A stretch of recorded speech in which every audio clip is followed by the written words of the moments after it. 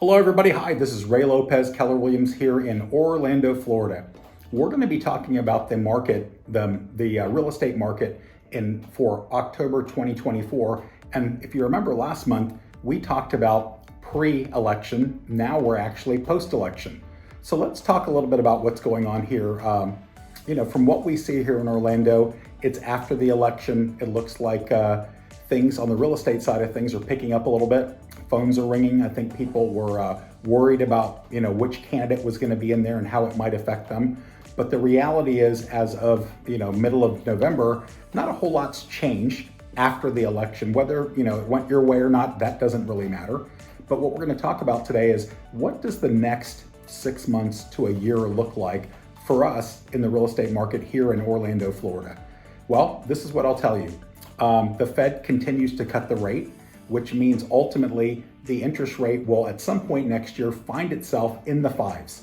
And once that happens, if you've been tracking our videos, you'll realize that every month we're running quite a few transactions behind normal.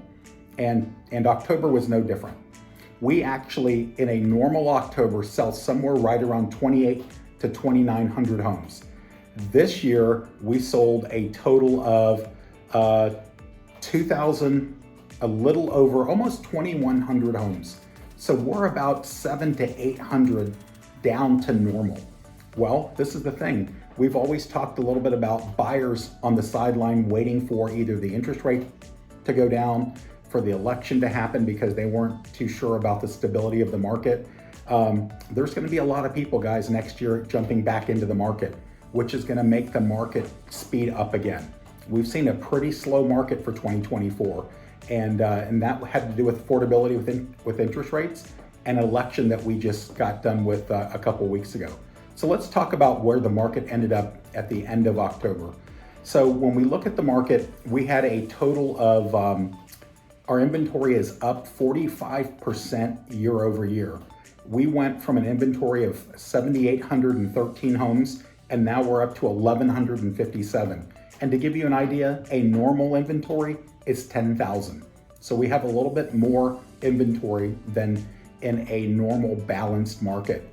As far as closed sales go, last year we had about 2,429 closed sales. Again, not the 2,800 to 2,900 to normal.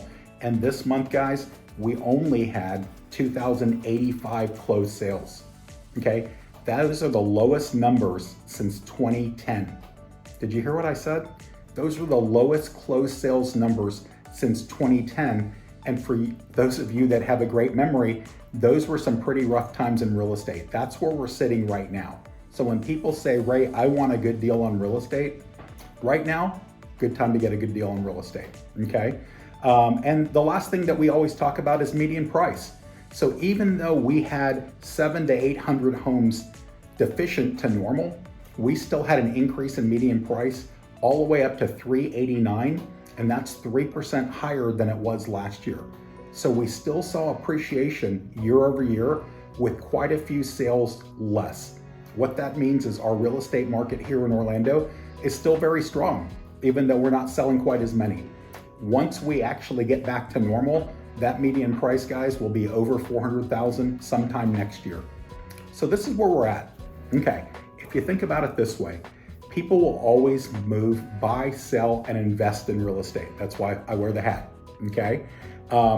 That will always happen because there's always people that rent that want to own. There's always people that own that want to upgrade and get a bigger house. And there's always folks like me and my wife at some point, we will actually downsize because we don't need as big a house.